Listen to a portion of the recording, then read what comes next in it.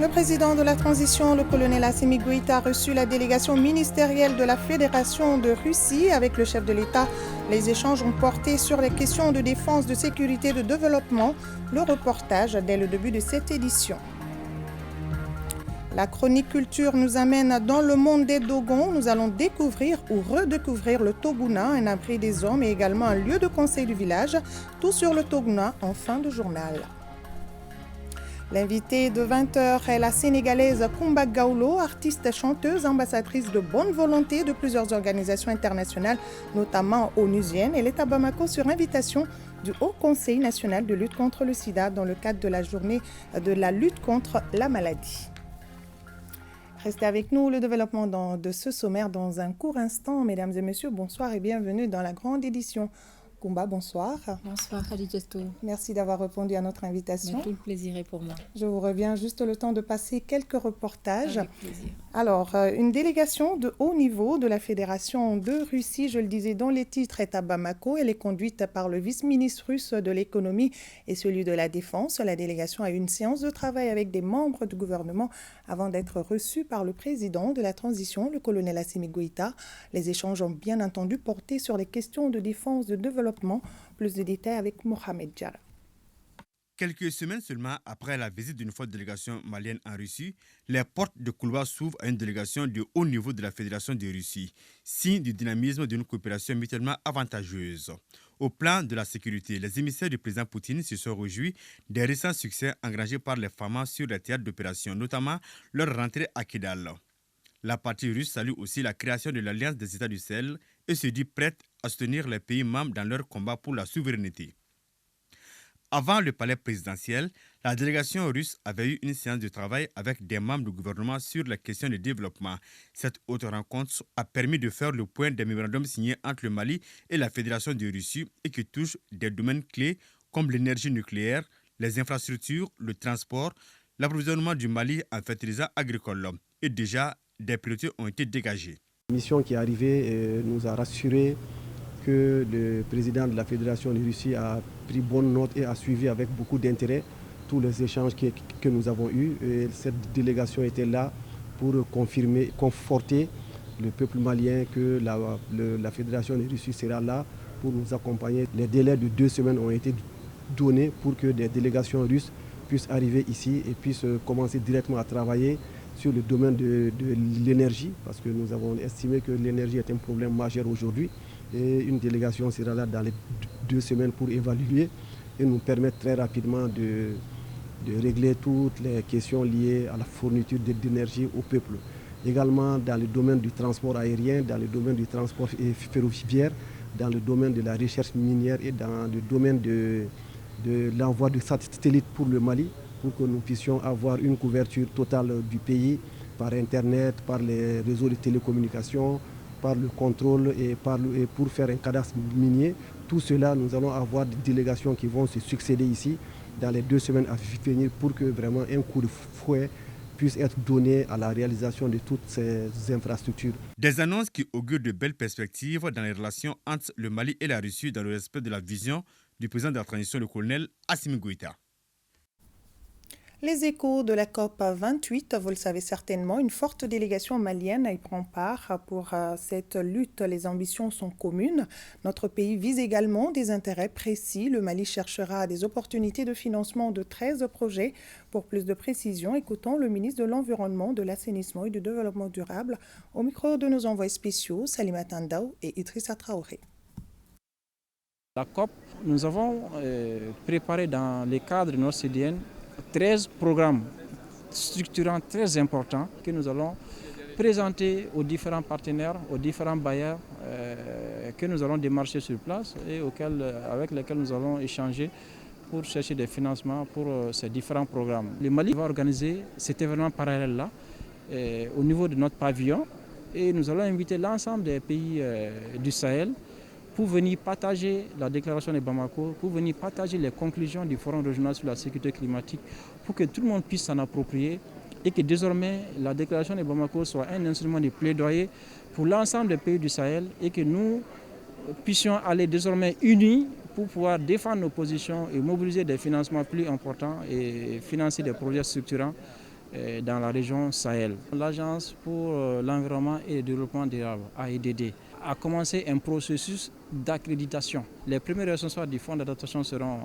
sont là à Dubaï et nous allons les rencontrer pour accélérer ce processus-là. Nous avons aussi lancé le processus d'accréditation au fonds vert d'un certain nombre de structures, telles que l'ANICité, telles que les banques telles que la BNDA et d'autres structures financières de la place. C'est une opportunité pour le Mali encore de renforcer son positionnement sur le plan international, parce que le Mali aujourd'hui est un pays très respecté. Partout où nous sommes approchés par nos pères africains et qui viennent nous féliciter et qui disent qu'ils sont fiers du Mali. Ils sont avec nous, ils nous soutiennent et de continuer comme ça, de ne pas nous décourager. Et là, c'est des sources de motivation, de savoir que ce que nous sommes en train de faire au Mali, le courage politique du président de la transition est reconnu sur le plan africain, est reconnu mondialement. Donc nous sommes abordés à tout bout de champ, partout, par des délégations africaines, des délégations d'autres pays, vraiment qui manifestent leur fierté par rapport aux positions du Mali. Ici à Bamako, parlons à présent de cette rencontre entre le ministère de l'Éducation nationale et ses partenaires. Les conclusions de l'audit institutionnel et stratégique genre du secteur de l'éducation ont été partagées avec les différentes parties prenantes en vue de leur validation. On en sait plus avec Nouhoum Sissoko. Le ministère de l'Éducation nationale a initié un audit institutionnel genre dans le secteur de l'éducation en partenariat avec l'UNICEF. Cela afin d'examiner comment la dimension genre est prise en compte, d'une part dans sa structure organisationnelle et institutionnelle, y compris dans le système de suivi, d'évaluation et de budgétisation, et d'autre part dans les politiques, stratégies, programmes et leurs outils de mise en œuvre. Cet atelier sert de cadre de partage des conclusions de cet audit et des plans d'action pour l'institutionnalisation du genre ainsi que de formation en vue de les valider. Les données disponibles démontrent la persistance de disparités basées sur le genre dans le système éducatif et à tous les niveaux. Les filles sont toujours désavantagées par rapport aux garçons quand il s'agit de la scolarisation. Il y a également une faible représentation des femmes dans le métier d'enseignant à tous les niveaux. D'après les statistiques disponibles, c'est moins de 20% de femmes directrices. Les participants ont planché sur le rapport du diagnostic genre organisationnel et stratégique, le plan de formation et le plan d'action pour l'institutionnalisation du genre au sein du ministère de l'Éducation nationale. Le comité espère que les résultats et les recommandations consignées dans les documents seront mises en œuvre, suivies et évaluées pour réduire toutes les barrières de genre. Filles, garçons, riches, pauvres, zones rurales, zones urbaines, pour ne citer que cela. Cet atelier a regroupé une cinquantaine de participants composés de cadres de départements ministériels, de partenaires techniques et financiers et de représentants d'ONG. Fin de la foire de dépistage au Kenya Sougou. Cette initiative de Arcade Santé Plus a permis à un bon nombre de personnes de se faire dépister gratuitement. Mohamed Nama Keita et Ablo Diarra. Depuis 6 heures du matin, c'est l'affluence devant les stands au terrain de Sikoroni en commune 2 du district de Bamako, transformé pour la journée en un grand centre de santé. L'Association pour la résilience des communautés vers l'accès au développement et à la santé plus Arcade Santé offre un espace de dépistage du sida et de 6 autres maladies. Une manière pour elle de célébrer la semaine internationale du dépistage. Dépistage du VIH-Sida, dépistage des hépatites, dépistage de la Covid, dépistage des cancers du sein et de l'utérus, dépistage de la drépanocytose et dépistage du diabète. Lorsqu'on est dépisté tôt, on se soigne tôt et on a beaucoup de chances de survivre à la maladie. Selon le rapport de la cellule sectorielle de lutte contre le sida, la tuberculose et les hépatites virales, le Mali seul a 58,4% des PV-VIH qui connaissent leur statut sérologique, ce qui représente un gap de 39%. Le secrétaire exécutif du Haut Conseil national de lutte contre le VIH-Sida a assuré que l'initiative bénéficiera de son accompagnement. C'est une illustration parfaite du thème national qui est de confier le leadership aux communautés pour accélérer le dépistage. Avec l'affluence que je vois autour de cette activité et sous la responsabilité et les orientations du chef de l'État, son Excellence le colonel Assimi Goïta, de vous promettre que cette activité, nous allons la soutenir dans toutes les communes du district de Bamako. À la tribune de la foire de la santé, responsables sanitaires, leaders d'associations engagés dans la lutte contre les maladies, leaders religieux et coutumiers ont tous invité la population à se faire davantage dépister, gage d'une bonne prévention contre le sida. La visite guidée a permis aux officiels d'apprécier le travail dans le stand.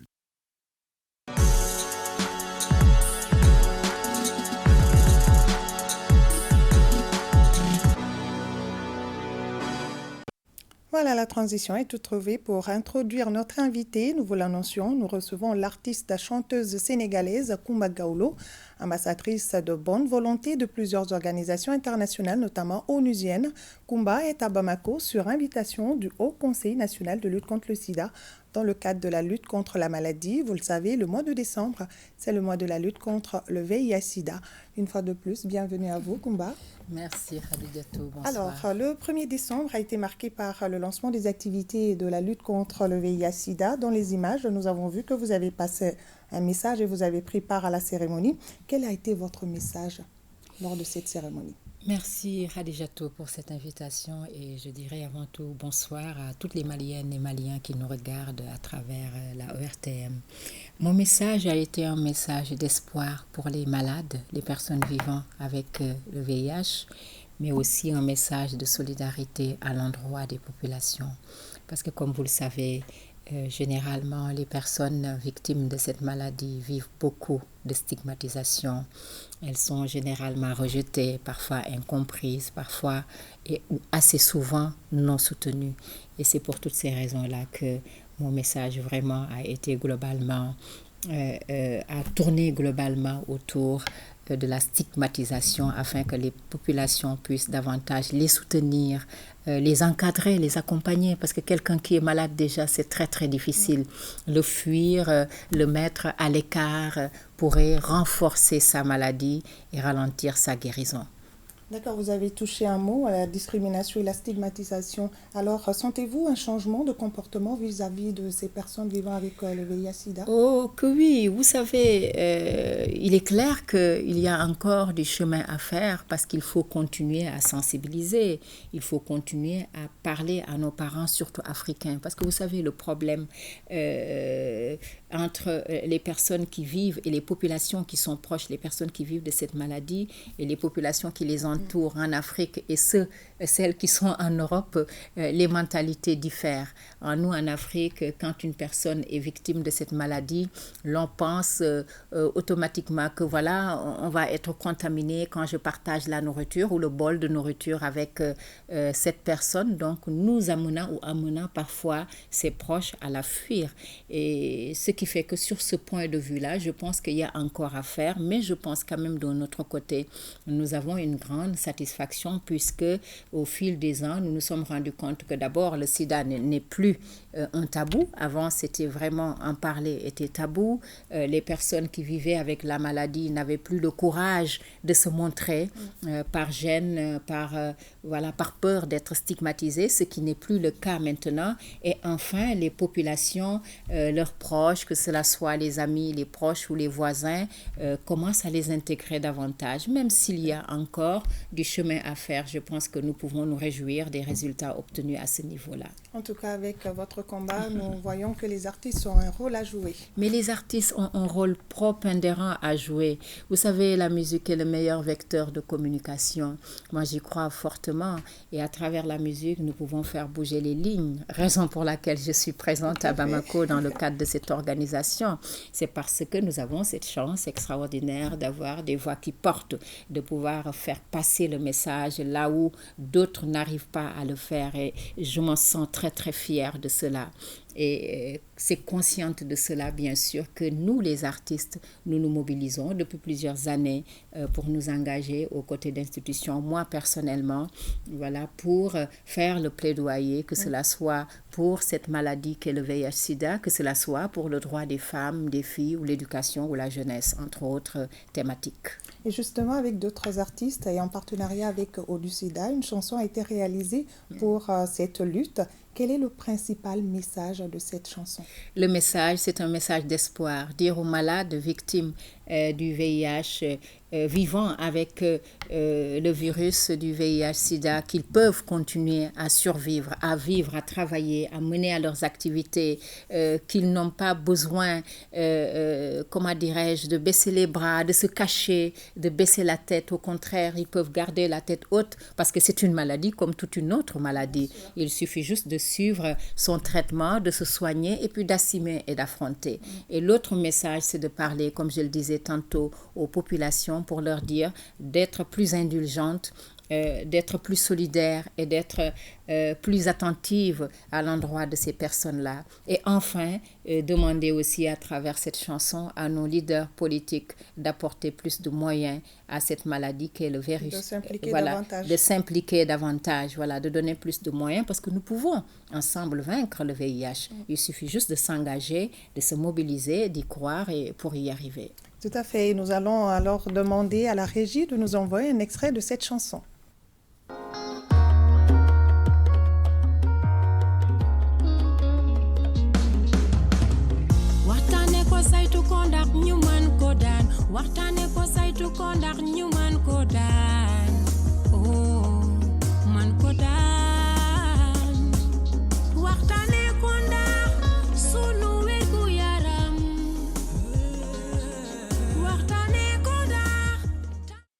Oui, tout à fait. Alors, Koumba, on vous a vu dans la lutte contre le sida. Vous avez été également nommée ambassadrice de lutte contre le cancer du sein.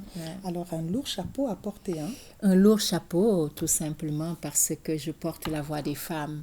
Des millions et des millions de femmes dans le monde qui vivent avec cette douloureuse... Ça n'a pas commencé aujourd'hui. Ah ben oui, qui vivent avec cette douloureuse maladie, particulièrement en Afrique. Donc, mais j'en suis quand même profondément fière. Et à chaque fois que j'ai cette chance et cet honneur, de porter de tels combats, je me sens profondément fière. Vous savez, le cancer, particulièrement le cancer de la femme, avec notamment le cancer du sein, tue des millions et des millions de femmes dans le monde entier par manque de moyens, par manque de méconnaissance de ces femmes victimes, mais aussi par manque de vigilance. Parce que généralement, vous savez, chez nous, en Afrique, surtout nous les femmes, il nous arrive d'avoir quelque chose, on dit, on renvoie à demain, au lieu d'aller à l'hôpital. Alors que le problème, pour se faire dépister, alors que quelle que soit la maladie, que cela soit le VIH, que cela soit le cancer ou n'importe quelle autre maladie, quand on le sait, assez tôt, on a la chance de survivre et de se soigner. Et c'est pour toutes ces raisons-là que la Ligue internationale pour le cancer du sein m'a fait l'honneur de me nommer ambassadrice pour porter cette maladie afin de porter le plaidoyer au nom de toutes les femmes. Et je m'en réjouis, j'en suis très fière. Et que Dieu vous donne la force de porter ce chapeau. Amin, amin, merci. C'est vrai que vous êtes au Mali pour la lutte contre le sida, mais vous organisez également un festival international, le Chant des Linguères. D'ailleurs, une édition est prévue au Mali du 14 au 17 février prochain autour du thème paix, sécurité et cohésion sociale. Qu'est-ce qui vous a motivé? Quels sont les objectifs visés? Écoutez, ce qui m'a motivée, ce sont les mêmes motivations habituelles. Voir l'Afrique rayonner, voir les conditions de vie des populations changer, voir à travers la musique, qui est mon métier, la jeunesse africaine, être plus consciente que c'est à travers elle que l'Afrique peut se développer. C'est à elle de changer et de se battre pour le développement de l'Afrique et non des forces extérieures. C'est la motivation de me battre pour l'amélioration des conditions de vie des femmes, notamment l'éducation, particulièrement la scolarisation des filles et leur maintien à l'école, parce que c'est seulement en amenant les filles à l'école, en inscrivant le maximum de filles, que nous pouvons demain aspirer, ou en tout cas espérer nous retrouver avec un maximum de femmes. Voilà, atteindre les objectifs visés, notamment le renforcement, en tout cas le développement de femmes intellectuelles à votre image, voilà, de brillantes femmes, et la promotion de l'entrepreneuriat et du leadership féminin. Et ce festival-là, donc, a pour but de faire la promotion de ces thématiques, mais particulièrement de la thématique du dividende démographique, l'autonomisation des femmes au Sahel. Et quand on parle de dividende démographique au Sahel, nous parlons notamment de l'espacement des naissances, nous parlons des problèmes de santé sexuelle des femmes ou des filles, nous parlons de l'éducation, nous parlons du mariage des enfants, nous parlons de mariage précoce, des grossesses précoces. Et enfin, nous avons pour cette année choisi le Mali pour plusieurs raisons, parce que j'adore ce pays, parce que je trouve que le Mali a toujours été une plaque tournante pour l'Afrique. C'est un pays fabuleux, mais aussi parce que nous avons envie de contribuer à la paix, la sécurité et la cohésion sociale, d'où notre thème central. Parce que comme vous le savez, Hadijatou, sans paix, il ne peut pas y avoir d'éducation, il ne peut pas y avoir de scolarisation, pas d'autonomisation. Sans cohésion, les gens sont chacun dans leur petit coin, on ne peut rien faire. Et enfin, sans sécurité, personne ne sort. D'où l'importance capitale de nous battre pour que notre continent puisse vivre dans une ambiance de paix, de sécurité, de cohésion sociale. Et donc, notre festival international, le Chant des Linguères, en plus de développer toutes ces thématiques-là, réunit les femmes les plus célèbres d'Afrique, disons les chanteuses. Nous allons réunir au Mali 13 chanteuses de 13 pays d'Afrique. Une manière pour nous de passer par la musique, meilleur vecteur de communication, pour faire le plaidoyer de toutes ces thématiques-là. Et ce qui, à mon avis, est une chose extraordinaire pour le Mali, non seulement dans le cadre du renforcement des liens d'amitié entre le Mali et le Sénégal, et j'en suis profondément fière, mais aussi diplomatiquement dans le cadre du renforcement des liens d'amitié, de fraternité entre le Mali et les différents autres pays d'Afrique, ce qui va renforcer la foi que j'ai à ce pays et prouver que le Mali est une plaque tournante. Et le programme s'organisera entre des forums, des débats, méga concerts de sensibilisation avec des chanteuses maliennes et d'ailleurs, mais aussi un dîner de gala de fundraising pour soutenir des actions dans le cadre de l'autonomisation de la femme. Et enfin, primer les femmes leaders du Mali, parce qu'il y en a tellement dans ce pays, voilà, que j'ai envie de mettre sur orbite à travers ce festival. Une manière pour nous d'inciter les parents à amener les filles à l'école en leur disant, bien, tiens, écoutez, si vous amenez vos filles à l'école, que vous les encouragez à étudier, demain, vous allez avoir la fierté de vous dire, cette brillante avocate là-bas sur la scène, c'est ma fille. Donc, pour vous dire que c'est ça en fait le but de notre festival. Voilà. Alors, nous allons quand même toucher un mot sur votre carrière musicale. Là, vous avez marqué un temps de pause pour des raisons de santé. Est-ce que tout va bien aujourd'hui, ce combat? À quand le retour sur la scène? Je rends grâce à Dieu, tout va bien, même si j'ai des hauts et des bas. Bon, vous savez, une voix, c'est un appareil de l'intérieur. Quand on est fatigué, l'appareil, refait un peu comment dirais-je, des siens. Mais je rends grâce à Dieu, j'arrive à parler comme, vous m'entendez, j'arrive parfois à entonner quelques chansons. J'ai sorti de nouveaux singles, même si je suis toujours en convalescence et que parfois c'est difficile, mais je rends beaucoup grâce à Dieu. Je ne dois pas forcer, voilà. Un dernier message à vos frères africains, que ce soit dans le cadre de la lutte contre le sida, que ce soit dans le cadre de la paix et de la cohésion sociale. Alors avant tout, moi je voudrais vraiment, mon message sera un message d'abord de reconnaissance à l'endroit et de remerciement à l'endroit du chef de l'État, chef de la transition, son Excellence, M. Assimi Goïta, pour toute la confiance placée en ma personne, pour nous avoir autorisé et nous avoir permis d'organiser la prochaine édition de notre festival international, le Chant des Linguères, qui veut dire le chant des virtueuses, parce que je trouve que toutes les femmes sont virtueuses en Afrique, et c'est une manière de les encourager. Et le fait que le chef de l'État nous a permis d'organiser cet événement ici symbolise 2 à 3 choses, Hadijatou. D'abord, symbolise qu'il encourage les femmes, il croit aux femmes, particulièrement aux femmes africaines, il croit au développement des femmes, à la promotion des femmes, mais aussi il croit beaucoup à l'intégration africaine, à l'amitié, comment dirais-je, au partage, à la solidarité, au renforcement des liens d'amitié entre nos deux pays, le Sénégal et le Mali. J'en suis profondément fière, mais aussi aux différents pays. Et je voudrais aussi en profiter pour le féliciter pour ce qui s'est passé récemment à Kidal. Voilà, ça c'est une fierté africaine parce que vous savez, comme j'ai l'habitude de le dire pendant des années, l'on nous a toujours fait savoir ou fait croire que sans nous, vous ne pouvez pas y arriver. Et avec ce que les Maliens ont fait, c'est une manière de se dire, ah tiens, on nous a fait toujours croire ça, mais finalement, on peut y arriver sans eux. Quand on veut, on peut. Voilà, quand on veut, on peut. Et ça a renforcé et revigoré d'énergie. Tous les Africains et toutes les Africaines sont vraiment fiers des Maliens. Moi, je suis très fière et je voudrais vraiment féliciter le chef de l'État et tout son gouvernement pour cela.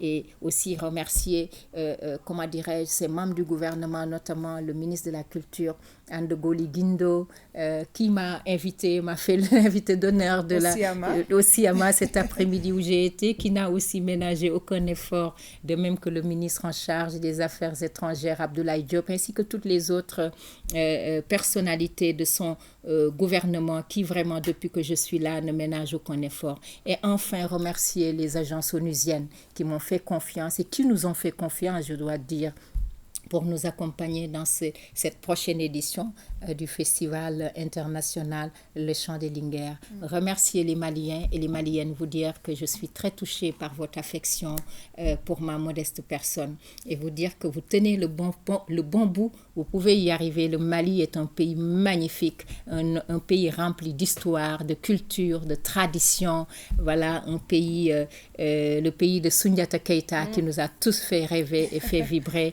Vous pouvez être fiers de ce pays et moi je le suis. Je vous remercie, je remercie tout le monde et je vous remercie à vous aussi ainsi que toute la direction de ORTM ainsi que le directeur de l'information pour cette invitation.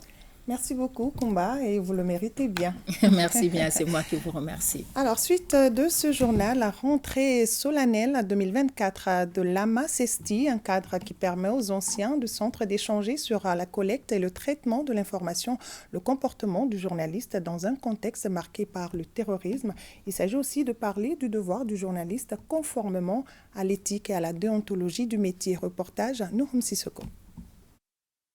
La première édition de la rentrée solennelle au titre de l'année 2024 de l'AMA CESTI, amicale des anciens étudiants et stagiaires maliens du Centre d'études des sciences et techniques de l'information de Dakar, a été marquée par un panel sur le thème « Médias et terrorisme aux frontières de la réalité et de la vérité ». L'exercice consiste à discuter sur les enjeux et défis liés à la pratique du métier de journaliste face au terrorisme. C'est pour attirer l'attention des journalistes sur leur devoir essentiel qui est d'informer les citoyens. Ne pas céder à la manipulation des sources, ne pas céder à la peur des terroristes, ne pas avoir peur d'aller sur le terrain dans le seul objectif de satisfaire le droit aux citoyens d'être informés. Deuxièmement, nous pensons au niveau de l'AMA CESTI qu'un citoyen bien informé n'a peur de rien. C'est vrai qu'on a les forces de sécurité pour les défendre. Oui, mais si les journalistes leur donnent suffisamment d'informations sur les efforts que le gouvernement entreprend, à titre préventif, ils peuvent se mettre un peu à l'abri de certaines situations désagréables. Et troisièmement, nous pensons que oui, le journalisme est un maillon essentiel dans la transmission de la sécurité. Le journaliste doit faire preuve de résilience dans l'exercice de sa profession, lutter contre la propagande et surtout ne pas avoir peur dans un contexte marqué par le terrorisme, selon les panélistes. C'est pour ça que les journalistes peuvent aider à la prévention en donnant les bonnes informations. Quand on a une information, on applique les règles qu'on a apprises à l'école. On recoupe, on vérifie avant de diffuser. Et je pense que quand on fait ça, oui, on est dans notre rôle, on est dans notre métier, quoi. L'AMA CESTI a institué une bourse d'études dénommée Bourse Diomansi Bombonte. Le premier chèque géant de cette bourse a été remis au directeur de l'École supérieure de journalisme et des sciences de la communication pour couvrir les frais d'études d'un étudiant en défaut de paiement au titre de l'année académique en cours. Oui, le journalisme, un métier très noble. La MRTP, Autorité malienne de régulation des télécommunications, des technologies de l'information et de la communication et des postes, a organisé à Sikasso un forum des consommateurs. Objectif, faire connaître davantage à l'AMRTP. Moustapha Doumbia et Amadou Dolo. Le forum AMRTP consommateur est un espace d'information et d'échange en vue de faire connaître davantage l'autorité de régulation et les services concernés par cette régulation. Il s'agit des services de télécommunication dont Internet et la voix. Ce forum délocalisé pour la première fois est placé sous le thème « Les régulateurs, la protection des consommateurs et le développement du marché des télécommunications, des technologies de l'information et de la communication et des postes ». Le Forum des consommateurs est une activité née de la volonté du régulateur de créer un espace de débat, d'information, de sensibilisation et de communication à l'endroit des usagers des secteurs régulés par l'AMRTP, dans le but de se conformer aux missions qui lui sont dévolues par le législateur, à savoir la défense et la protection des consommateurs. La journée sera marquée par des communications sur les textes législatifs des télécommunications, des technologies de l'information et de la communication et des postes. Elle permettra de recenser les préoccupations des consommateurs de Sikasso. Le fait même d'approcher les consommateurs, c'est une très bonne chose parce qu'au moins connaître nos difficultés, c'est déjà faire avancer les choses. Les télécommunications et les TIC facilite l'accès à l'information et contribue à l'amélioration des services publics. Cependant, pour que ces avantages soient pleinement réalisés, il est essentiel de garantir la protection des consommateurs et de promouvoir un marché concurrentiel et équitable. Les préoccupations qui vont sanctionner ces forums seront traitées avec la plus grande attention, selon les représentants du président de l'AMRTP. Ouverture des travaux de la 10e édition de la journée de communication scientifique du Syndicat national des pharmaciens du Mali, un espace d'échange et de partage d'expériences entre professionnels. Boukari Koulibaly et Tayeb Adjaouyakoye. Les professionnels des officines sur le banc de l'apprentissage. Dans un monde en perpétuelle mutation, le renforcement des capacités est un impératif pour les acteurs sanitaires. C'est conscient de cette réalité que le Syndicat national des pharmaciens du Mali organise pour la 10e année sa journée de communication scientifique, une édition placée sous le thème « Impact des produits pharmaceutiques dans la prise en charge urologique ». L'objectif recherché, c'est de faire en sorte que plus de 400 pharmaciens soient bien informés sur les nouvelles donnes en matière de malades urologiques qui viennent à l'officine, quelles sont les directives, et échanger pour enlever tout malentendu entre médecins et pharmaciens dans ce domaine-là pour qu'on puisse vraiment prendre en charge le malade. Cette rencontre scientifique va s'articuler autour des thématiques telles que les infections urinaires, l'incontinence urinaire, les dysfonctionnements érectiles, entre autres. Occasion pour le département de la santé de louer l'importance de cette journée et aussi de lancer un appel aux pharmaciens.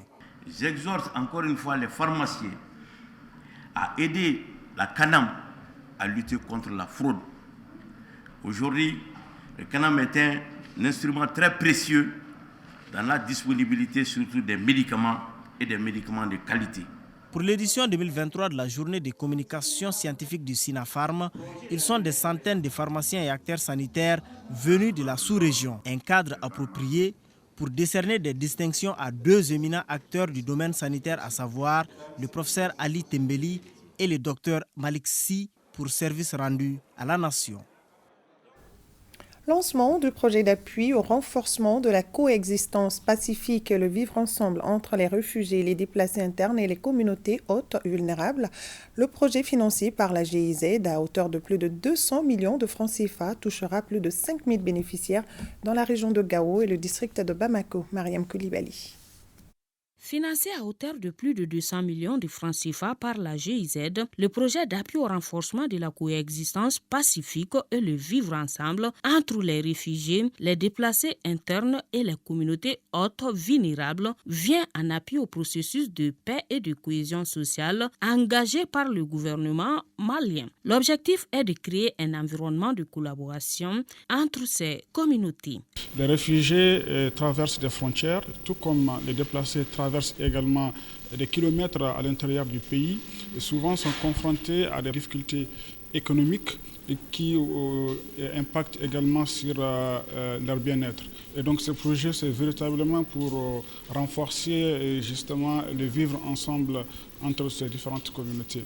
Le projet exécuté dans la région de Gao et le district de Bamako touchera directement plus de 5000 bénéficiaires. Cela à travers la réalisation des activités communautaires et inclusives. En soutenant les initiatives telles que le PACER, démontre son engagement envers la promotion du bien-être des personnes déplacées, des réfugiés et des communautés hautes vulnérables. C'est un partenariat exemplaire qui montre que nous pouvons accomplir lorsque nous unissons notre force. Plus on évolue dans un contexte social coopératif, plus on développe les automatismes pro-sociaux. Dans ce sens, composons avec les autres pour un mieux-être collectif et individuel. La cérémonie regroupant les différentes parties prenantes du dit projet est mise à profit pour partager les valeurs du vivre ensemble et de l'inclusion sociale. À 100, le programme Jeunesse et Stabilisation a remis un lot d'outils de travail, de matériel et de moyens roulants à 24 commissions foncières de Ségou et 100. Cette donation entre dans le cadre de la mise en œuvre du volet relatif à la cohésion sociale et à la régularisation des conflits locaux. De 100, les précisions de Drissa Koni. Ça y est, 24 commissions foncières COFO des régions de Ségou et 100 sont en fait dotées d'outils de travail et matériel importants par le projet. Les COFO sont chargés de la gestion des tensions autour du foncier au moyen des mécanismes endogènes. Pour ne citer que les matériels, de 24 motos tout-terrain, 24 ordinateurs portables avec accessoires, 24 imprimantes multifonctions, 48 téléphones portables, 24 GPS, 400 chaises, 48 tables de bureau, 48 armoires et 16 kits solaires. C'est ce matériel-là qui manquait à la COFO.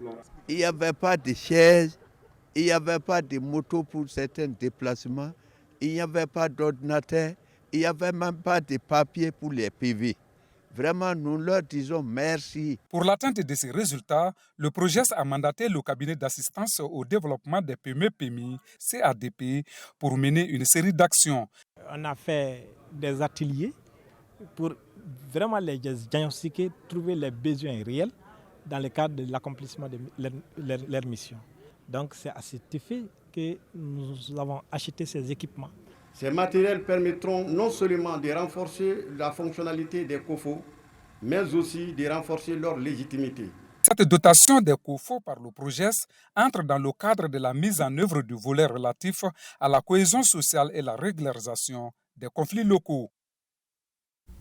Koutiala, foire aux petits ruminants. L'activité consiste à distribuer la somme d'environ 34 millions de francs CFA entre 274 acteurs du marché pour l'achat de 3 caprins et des intrants. C'est pour plus de résilience communautaire, une contribution au développement durable. Reportage Brahima Kone. Feed Future Suguiriwa a investi environ 35 millions de francs CFA au profit de 274 acteurs du marché de la zone de Koutiala. Cette somme permettra aux bénéficiaires de se procurer chacun 3 chèvres et des intrants, notamment le tourteau et le bloc métaux courts. C'est donc une véritable foire aux petits ruminants initiée dans le cadre des activités du programme d'urgence de Suguiriwa. Les leçons précédentes nous ont conduit à adopter une approche des foires pour plusieurs raisons. D'abord, la minimisation des risques de maladie, la mobilisation de l'épargne locale au profit des acteurs de cette chaîne. À cela, il faut ajouter l'appui conseil sur des thèmes divers et Suguiriwa n'interfère ni dans les achats et ne recommande aucun fournisseur. Cette foire de Koutiala est la suite d'un processus de distribution globale de 3000 caprins et un lot important d'intrants à 1000 personnes des régions de Sikasso, Bougouni et Koutiala pour un coût total de 122 500 000 francs CFA financés par l'USAID. Elle devra contribuer à l'amélioration de la qualité de vie des communautés rurales et au développement durable. L'élevage des chèvres représente donc une opportunité pour l'amélioration de la résilience des femmes et des jeunes.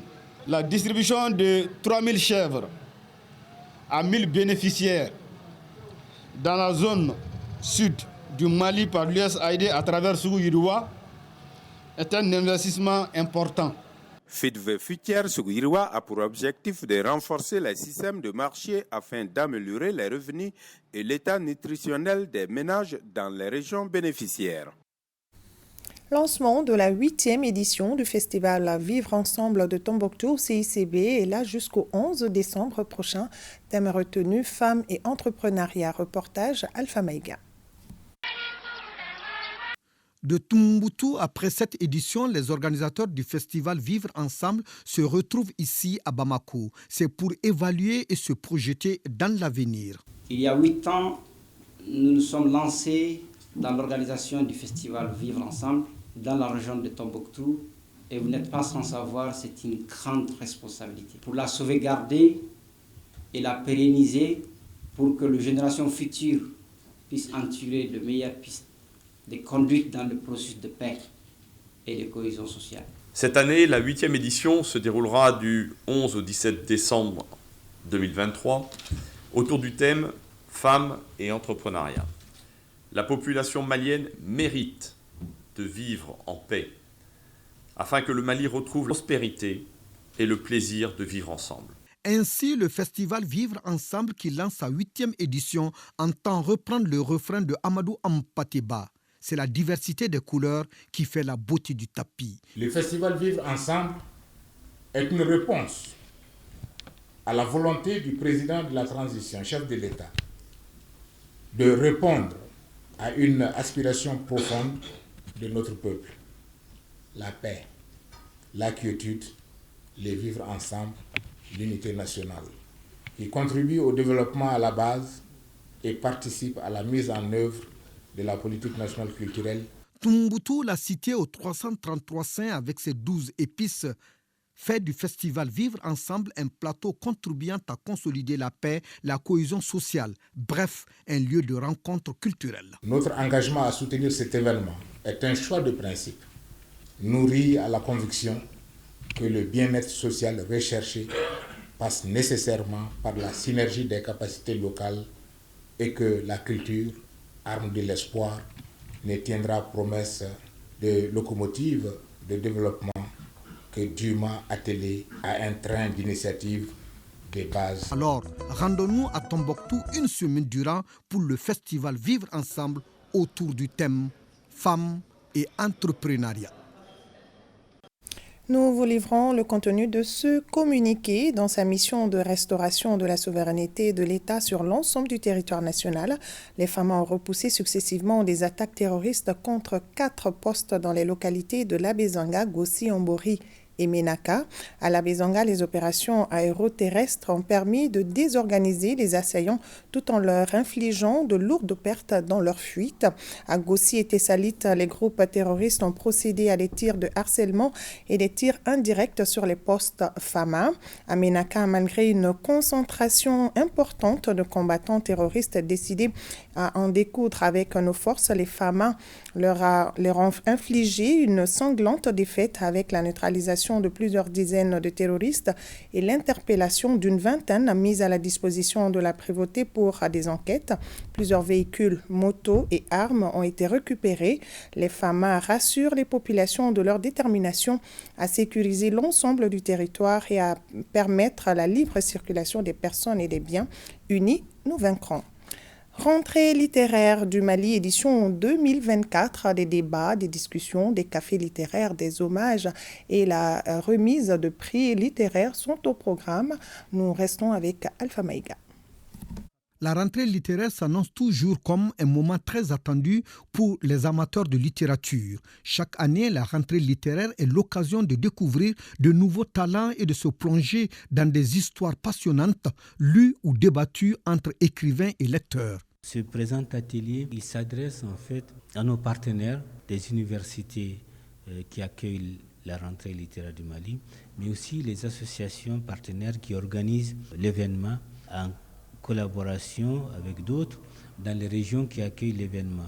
On s'est rendu compte qu'au Mali, le livre avait besoin d'énormément de soutien. Il y a des activités qu'on peut accompagner qui vont permettre de redonner sa lettre de noblesse au livre dans notre culture. D'ores et déjà, la rentrée littéraire du Mali s'annonce palpitante.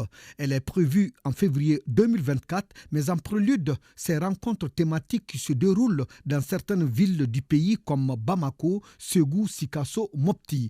Toutes choses qui augurent d'une rentrée riche en œuvres et en sujets. Il y a un certain nombre d'événements qui sont prévus, des espaces de débat d'idées, des rencontres thématiques. Ça veut dire des débats, des tables rondes, des cafés littéraires. Et donc, il faut leur donner les outils pour mieux animer ces rencontres-là. Dans ce cadre, il est important, si on veut donner envie, de faire en sorte que, par exemple, un débat littéraire dans le cadre de la rentrée, ou ailleurs, d'autres événements qui peuvent avoir lieu au Mali, soit aussi attractifs que possible. Deux choses qui sont parfois pas très faciles à rendre accessible au public. Les organisateurs ont déjà sélectionné les plus grands écrivains d'Afrique et du Mali, ainsi que les jeunes révélations. C'est pour se retrouver et discuter du thème « L'Afrique du vivre ensemble ».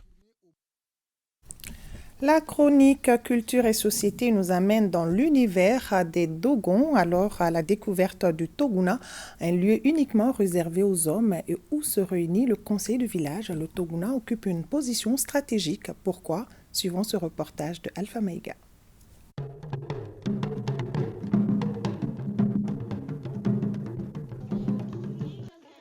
Toguna signifie en Dogon abri des hommes. Quand vous dites Togo en Dogon, Togo c'est le hangar. Mais quand on dit Toguna, c'est différent de Togo. C'est un lieu public qui est édifié au moment de la fondation du village ou de la création d'un quartier.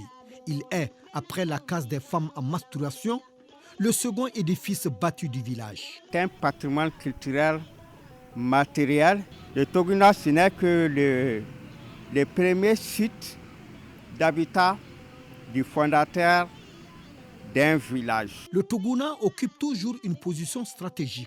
C'est sous le Toguna, réservé exclusivement aux hommes, que sont débattus les sujets d'intérêt commun et que les plus jeunes écoutent la parole des anciens. Et le Toguna, globalement, c'est une forme soit rectangulaire ou carrée. On le situe à la rentrée d'un village. C'est un lieu de divertissement et de jeux traditionnels à pion qu'on appelle les Wali. Donc les sages du village pratiquent ce jeu à l'intérieur du Toguna.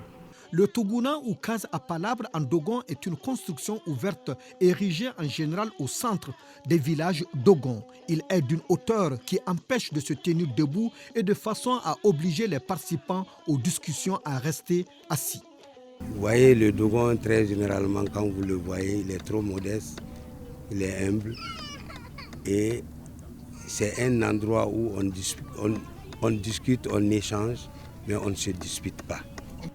Il est interdit pour les femmes et les garçons non circoncis d'entrer à l'intérieur du Toguna, ce qui dénote son caractère sacré. Il est aussi interdit de mentir. Il peut également servir de cours de justice coutumière. On échange et on essaye de rapprocher les personnes qui sont en conflit, faire le rapprochement, essayer de discuter, les mettre ensemble et les faire comprendre. Comme bien mis, le Toguna a été pris en compte. Ça a contribué à l'instruction. Donc, étant le premier site d'habitat, le Toguna est incontournable.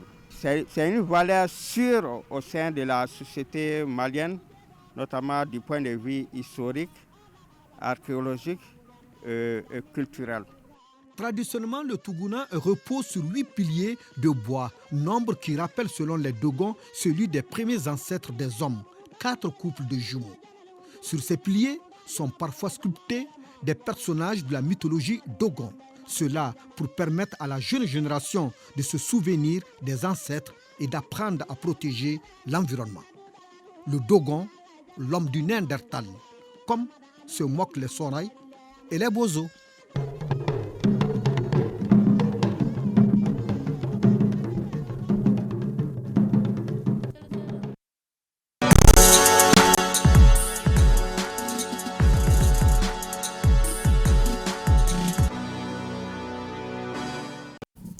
Abdul Karim Kaba pour parler de l'actualité sportive. Bonsoir Kaba.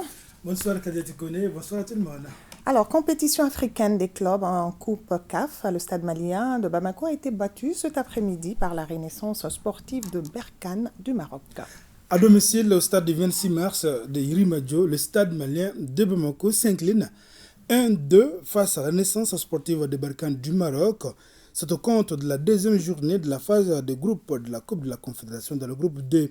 Avec cette victoire, les Marocains occupent seuls la tête du groupe avec 6 points, puisque dans l'autre match du groupe, Susukun d'Afrique du Sud gagne par ce même score de 2-1 devant les Diables Noirs du Congo. En troisième journée, le stade de Bamako sera en déplacement en Afrique du Sud pour affronter Sekoukoun. Alors, parle-nous des 3 matchs de championnat national de Ligue 1. La 6e journée, c'était cet après-midi. 3 matchs, 3 scores identiques, 1-0. C'est le résultat de cette soirée de la 6e journée du championnat national de Ligue 1. Le Djoliba a été surpris par les 11 Qatar. Afrique Football Elite gagne devant la AS Police et l'ISFAS s'incline devant le Binga FC. Déjà en ouverture vendredi, l'ASR s'était imposé 4-1 devant l'AS Black Star de Badalabougou. Le Sekita et l'AS Bagadja ont fait match nul, 2 buts partout, même score entre ATS de Koro et US Bougouni. Déjà au classement, l'ASR est en tête avec 16 points, suivi de Afrique Football Elite AFE qui occupe la 2e place pour le moment avec 11 points au compteur. Et enfin, les Aigles Dames sont bien arrivées à Dakar en vue du match retour contre la Guinée.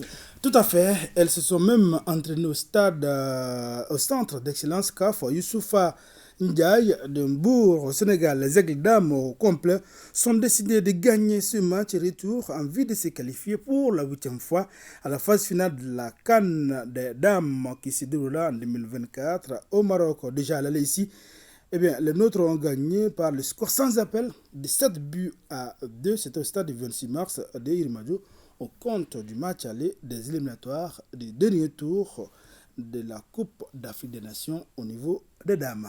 Merci beaucoup Abdul Karim Kaba. Avant d'aller cette nouvelle. Ah d'accord. Sortons massivement demain à partir de 13h. Sortons massivement demain à partir de 13h de l'aéroport au monument de l'indépendance jusqu'au palais des sports Salamatou Maïga pour réserver un accueil chaleureux aux Aiglonnais 3e mondial. Oui, le Mali est 3e mondial. Ce n'est pas donné à n'importe qui d'être 3e sur le plan mondial. Sortons massivement demain pour accueillir les braves jeunes du Mali qui ont mouillé le maillot sur le plan international. En tout cas, on est fiers de vous. Bravo les jeunes. Alors, merci Kaba. Merci bien. Nous vous l'annoncions hier, le patriarche des Niaré nous a quittés à 78 ans. Ses obsèques ont eu lieu aujourd'hui chez lui-même à Bamako en présence du Premier ministre et plusieurs membres du gouvernement ainsi que des représentants de la coordination des chefs de quartier et des personnalités politiques et religieuses du pays, Mohamed Kayantao, Adama Kamara et Madou Sidibi. L'émotion et la tristesse sont au comble à la vue de la dépouille du patriarche Suleiman Niaré. C'est lui qui assumait jusqu'à son décès les fonctions de chef des Niaré, Niagaté et celui des familles fondatrices de Bamako. Tout au long de son existence, l'ancien professeur d'anglais a su concilier tradition et modernité partout où il a enseigné, à savoir Gao, Koulikoro, Kolokani et Bamako. Aujourd'hui, il laisse un grand vide difficile à combler au dire de ceux qui l'ont côtoyé. Suleiman a été toujours sage. Et il a hérité ça de ses frères. Et lui-même, il s'est comporté comme ça. Et ces actions en faveur vraiment aujourd'hui de la solidarité, la paix, la cohésion dans la famille, dans la communauté, il faut dire que Souleymane a été un artisan très très important. Il a su rassembler tout le monde. Vu le rôle salvateur du défunt Souleymane Niaré, ces obsèques ont regroupé les premiers ministres accompagnés de plusieurs membres du gouvernement. On notait également la présence d'autres personnalités politiques, religieuses et traditionnelles du Mali. Un monsieur qui était pour le dialogue et pour l'écoute. Un monsieur qui s'était battu pour ce Mali et qui croyait à ce Mali. Jusqu'à son dernier soupir, il croyait à ce grand pays. Donc voilà un sage qu'on vient de perdre, comme on le dit chez nous en Bambara. Niribado Bina Nyarelabi. Souleymane était un grand arbre. Aujourd'hui, toute la population malienne est attristée par le départ de notre patriarche. Au nom du président de la transition, chef de l'État, il nous a dépêché de venir assister à cette funéraille, car l'homme, dans sa vie, il n'a fait que soutenir la cause nationale, il n'a fait que soutenir toutes les charges de la population malienne. Même tout récemment à la télévision malienne, on a vu les soutiens qu'il a apportés à la transition. Tout cela nous dénote vigoureusement de son rôle qu'il a joué dans son vivant. On est dans l'obligation de venir aujourd'hui assister à cette funéraille pour la reconnaissance et la gratitude des plus hautes autorités de notre pays. À 78 ans, le patriarche Souleymane Niaré laisse derrière lui une veuve, 18 orphelins et plusieurs petits-enfants inconsolables. Un vieillard qui meurt est une bibliothèque qui brûle. Souleymane Niaré était vraiment une bibliothèque. Que son âme repose en paix. Amen. C'est la fin de cette édition. Merci à vous de l'avoir suivi. Bonne fin de soirée à tous.